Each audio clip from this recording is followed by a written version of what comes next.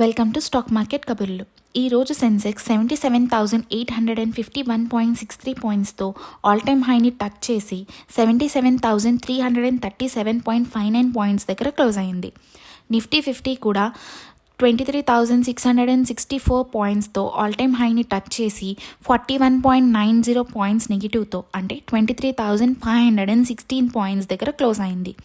ఇంకా నిఫ్టీ 50లో top gainers వచ్చేసరికి HDFC bank with 3.11%, Axis bank with 2.92%, ICICI bank with 1.92% and Kotak bank with 1.59%, IndusInd bank with 1.35% పెరిగాయి. ఇంకా top losers వచ్చేసరికి Titan 3.53%, L N T 2.69%, Maruti 2.54%, Bharti Airtel 2.52%, Hindalco 2.41% lose అయ్యాయి.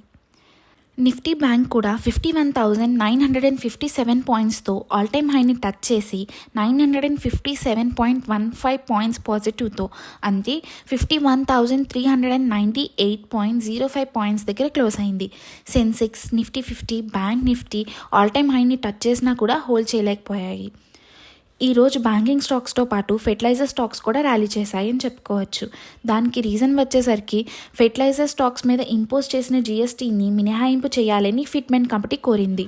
దానివల్ల Chambal fertilizers and chemicals 52-week high 475.85 పాయింట్స్ని టచ్ చేసి 466.90 పాయింట్స్ దగ్గర క్లోజ్ అయింది.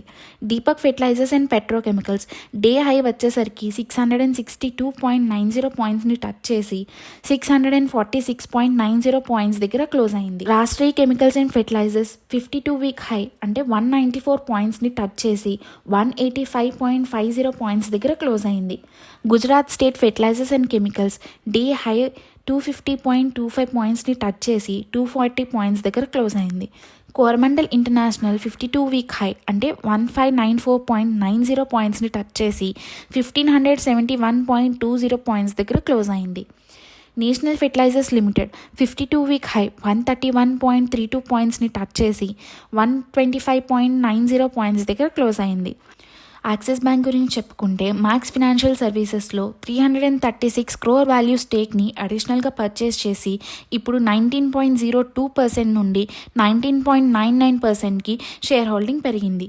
ట్యూస్డే ఎఫ్ఐఐస్ వచ్చి 2570 crores బై చేయగా డిఐఐస్ 1,556 crore బై చేశారు. That's all for today.